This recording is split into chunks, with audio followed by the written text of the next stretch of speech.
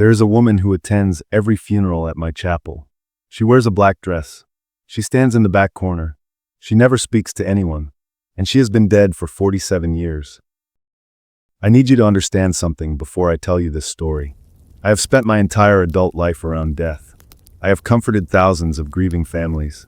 I have held the hands of widows as they said goodbye to their husbands. I have watched grown men collapse beside their mothers' caskets. I have seen every expression of grief that exists. But nothing in 31 years of funeral service prepared me for what I discovered in the back corner of Harrington Memorial Chapel. This story was originally shared on Reddit by a funeral director who operated a family-owned funeral home in rural Vermont. What you are about to hear is not fiction. It is not a ghost story meant to frighten you. It is a confession from someone who can no longer keep silent about what happens in the spaces where the living say goodbye to the dead. And by the time I finish telling you this, you will never look at a funeral the same way again. My name is not important. What matters is what I have witnessed, what I have hidden, and what I can no longer explain away. I am a third-generation funeral director. My grandfather opened Harrington Memorial Chapel in 1946, the year he returned from the war. My father took over in 1972. I assumed control in 1993, fresh out of mortuary school, 23 years old, and certain I understood death. I understood nothing. The funeral home sits on the outskirts of a small Vermont town, population 4,000. The building is a converted Victorian mansion, built in 1891 by a textile merchant whose name no one remembers anymore. 3 stories, white clapboard siding, a wraparound porch with rocking chairs where families sometimes sit and talk about their loved ones.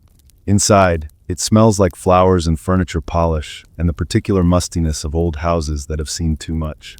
The main viewing room is on the first floor. It was once the parlor where the textile merchant entertained guests. Now it is where families gather to say their final goodbyes. Crystal chandeliers, burgundy wallpaper, rows of wooden chairs facing the front of the room where the casket rests. And in the back left corner, a shadow that never quite looks right. I noticed it during my first year. A darkness that seemed deeper than it should be. A pocket of cold air that never warmed, no matter how high we set the thermostat.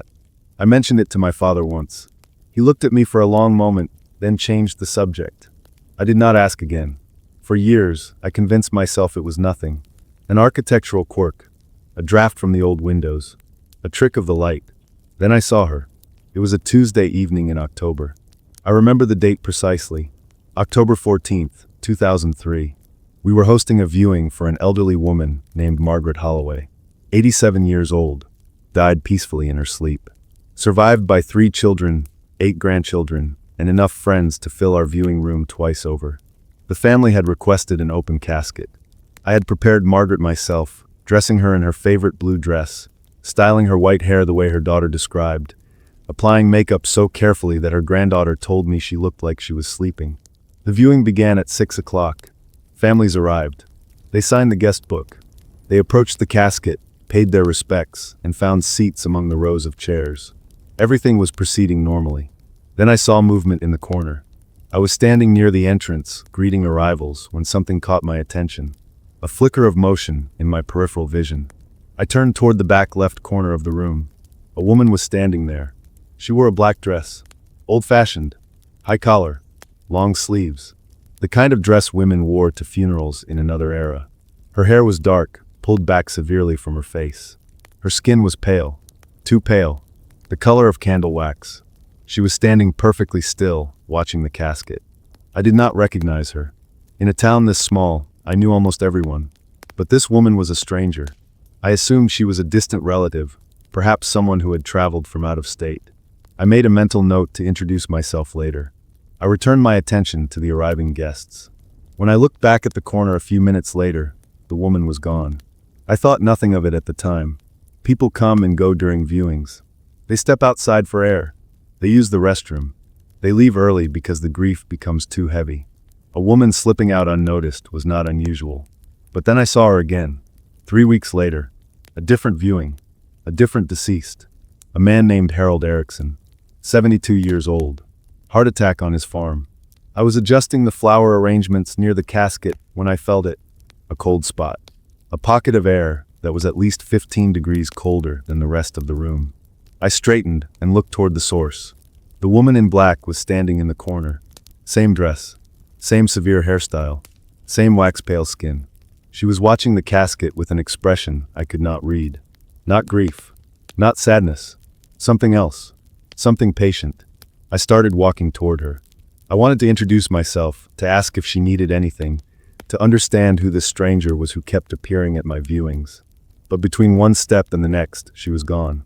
Not walked away, not slipped out a door. Gone. The corner was empty. The cold spot had vanished. I stood there, my heart beating faster than it should, staring at the space where she had been. I told myself I was tired.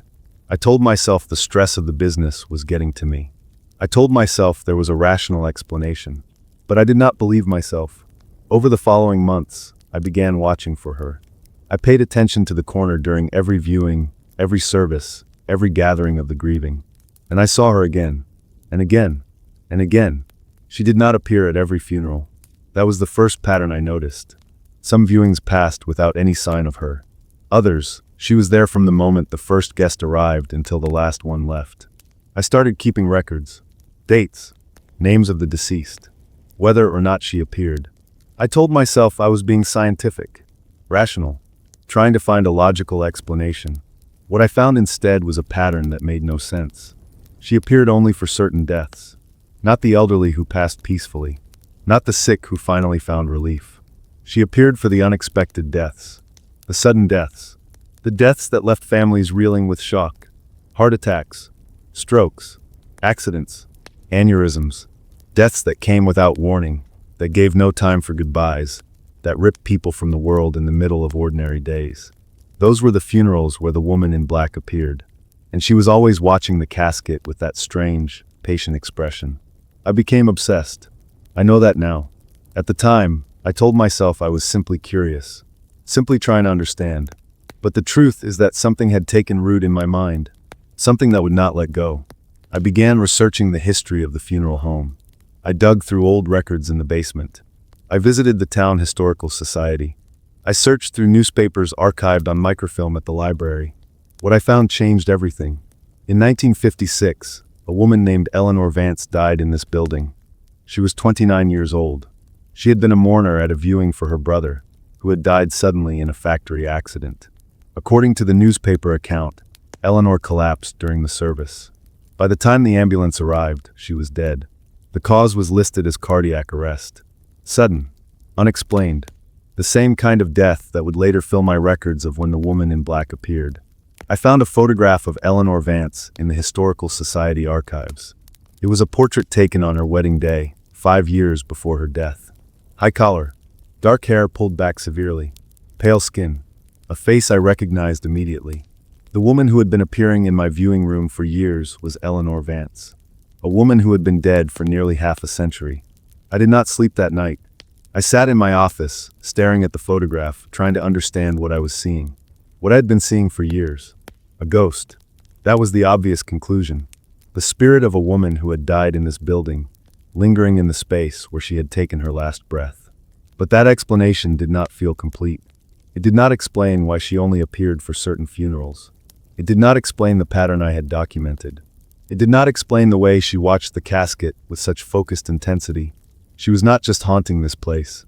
She was doing something else. Something purposeful. I returned to my research with renewed desperation. I looked up every sudden death that had occurred in our town since Eleanor Vance died in 1956. I cross-referenced them with old records from the funeral home. I searched for any connection, any explanation. What I found terrified me. Every person who died suddenly in our town, from 1956 onward, had their viewing in this funeral home. That was not surprising. We were the only funeral home for miles. But there was another pattern, one that made my blood run cold. Every person who died suddenly had been at Eleanor Vance's viewing. Not them personally. That would have been impossible. Most of them were not even born in 1956. But their families, their parents, their grandparents. Someone in their bloodline had been present when Eleanor Vance collapsed and died in our viewing room. It was as if something had passed from her to them in that moment. Something that waited. Something that marked them for the same sudden, unexplained death she had suffered. And when that death finally came, Eleanor appeared at their funeral. Watching, waiting, patient. I do not know what she does during those viewings. I do not know why she stands in the corner, staring at the casket with that unreadable expression. But I have developed a theory. I think she is not alone. I think there is something else in that corner. Something I cannot see. Something that Eleanor sees all too clearly. I think she is watching to make sure it does what it came to do. I think she is the shepherd, and the suddenly dead are her flock. The moment I truly understood what was happening came on a night I will never forget. November 19th, 2018. 15 years after I first saw Eleanor Vance in the corner of my viewing room. We were hosting a service for a young man named Daniel Marsh, 24 years old, died of a brain aneurysm while eating dinner with his parents. No warning, no symptoms. One moment he was laughing at something his mother said. The next moment he was on the floor, and he never got up. His parents were devastated. His mother could barely stand. His father had not spoken a word since the paramedics pronounced his son dead at the scene. I had prepared Daniel myself. I always handle the young ones personally. It feels like the least I can do. The viewing began at 7 o'clock. The room filled quickly. Daniel had been popular. A college student. An athlete. Someone with a future that would never arrive. Eleanor appeared almost immediately. I saw her materialize in the corner, her form gaining solidity like fog condensing into water. She was watching the casket with that same expression I had seen so many times before. But this time, something was different. This time, she was not alone. Standing beside her was a figure I had never seen before. Taller than Eleanor. Darker.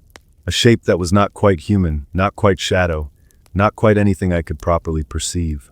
It had no face that I could see. No features. Just a presence, an outline, a void in the shape of a person.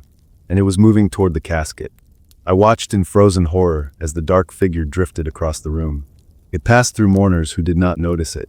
It glided between rows of chairs without disturbing a single person.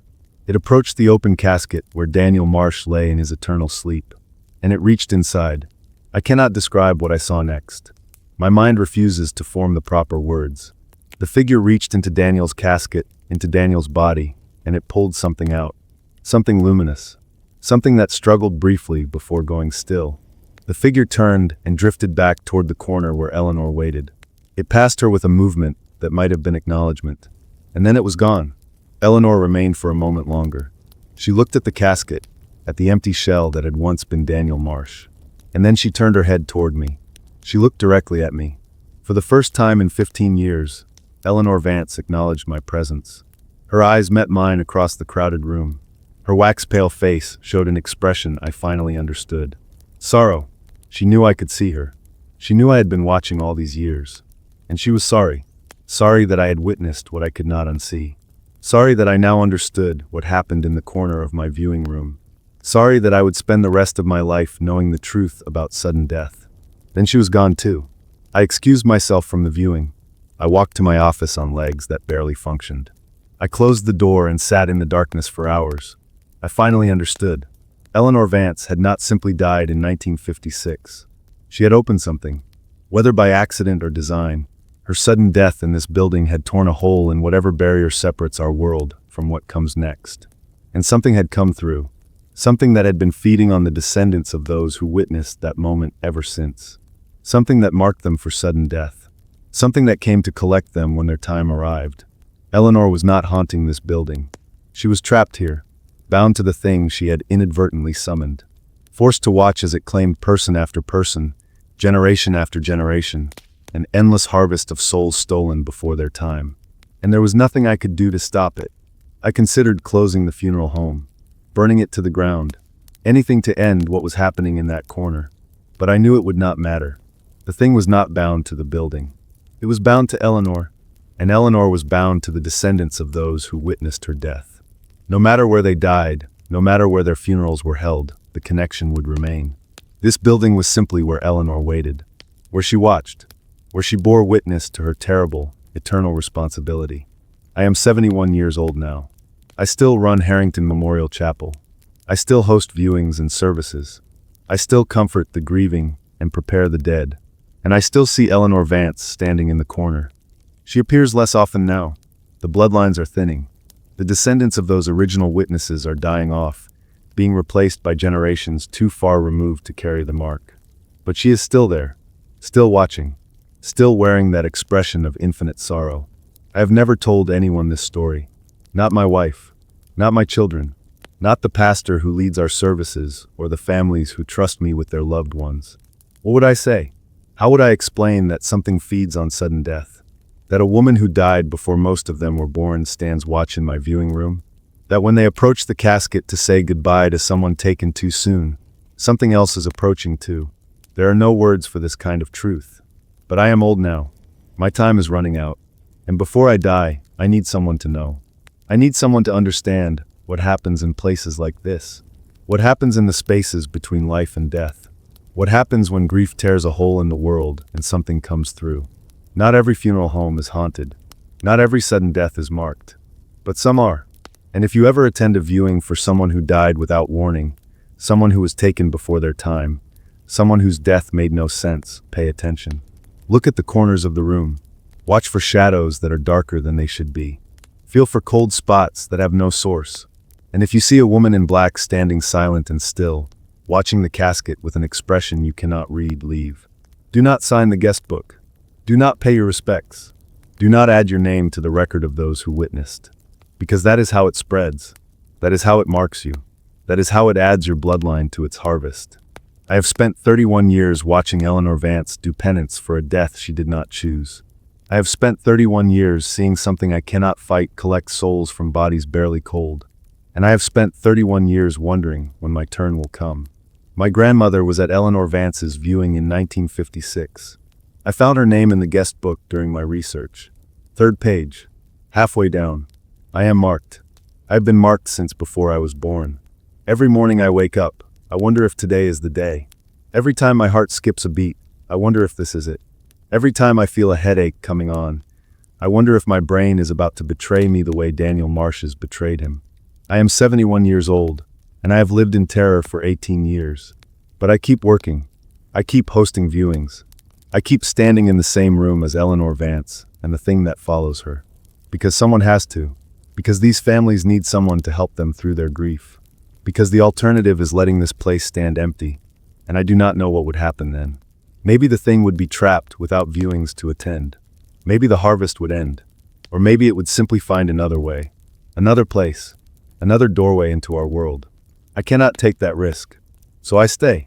I watch. I wait for my sudden death while helping others mourn theirs. And every night, when the viewing room is empty and the lights are dim, I stand in the back corner where Eleanor appears. I stand in the cold spot that never warms. I stand in the shadow that is darker than it should be. And I apologize to her. I tell her I am sorry for what happened. I tell her I understand that she did not choose this. I tell her that I do not blame her for what the thing she accidentally summoned has done. I do not know if she hears me. I do not know if my words provide any comfort. But sometimes late at night, when the building is silent and the darkness is complete, I feel something brush against my cheek. Cold fingers. Gentle. Brief. And I choose to believe that means she forgives me for not being able to save her. For not being able to save any of them. What do you think happens when we die suddenly? When death comes without warning, without preparation, without time to say goodbye. I used to believe we simply ended, ceased to exist, returned to the nothing from which we came. Now I know better. Now I know that something is waiting, something patient, something hungry, and it has been feeding for a very long time. The next time you hear about a sudden death, a heart attack that came out of nowhere, a stroke that struck without warning, an aneurysm that ruptured without symptoms, think about what I have told you. Think about the viewing that will follow. The casket in the front of the room, the mourners in their rows of chairs. And think about the corner, the shadow that is too dark, the cold spot that has no source, the woman in black who watches with infinite patience. She is there. She is always there. And she is not alone. I do not have much time left. I can feel it. The same certainty that comes to all of us when the end approaches. The same knowing that something is about to change. When I die, I hope it is peaceful. I hope I am old and ready and surrounded by family. But I know it probably will not be. I know that one day soon, I will be hosting a viewing when my heart will simply stop, or my brain will rupture, or some other part of me will fail without warning or reason. And Eleanor Vance will turn her attention from the casket to me, and the thing beside her will reach into my chest and take what it has been waiting for since 1956. I am not afraid anymore. Fear exhausts itself eventually. What remains is acceptance, understanding, peace. I have lived a good life. I have helped thousands of families through their darkest hours. I have treated the dead with dignity and the living with compassion. If something must take me, at least I understand what it is. At least I will not be surprised when I see Eleanor waiting in the corner. At least I will know that I am joining a congregation that has been gathering for almost 70 years. Wherever they go, wherever the thing takes them, I hope it is not as terrible as I have imagined. I hope there is light there. I hope there is peace. I hope Eleanor finally finds the rest she has been denied for so long. And I hope that when I pass through that shadow into whatever waits beyond, I will turn back one final time. Turn back and look at the viewing room where I spent my life. Turn back and see the next funeral director, the fourth generation, standing where I once stood. Turn back and hope that they never see what I have seen. Some truths are too heavy for the living. Some burdens are meant to be carried alone. And some doors, once opened, can never be closed. This is my story. This is my confession. And this is my warning. Be careful where you mourn. Be careful what you witness. Be careful which corners you look into. Because some of them look back, and some of them never stop watching.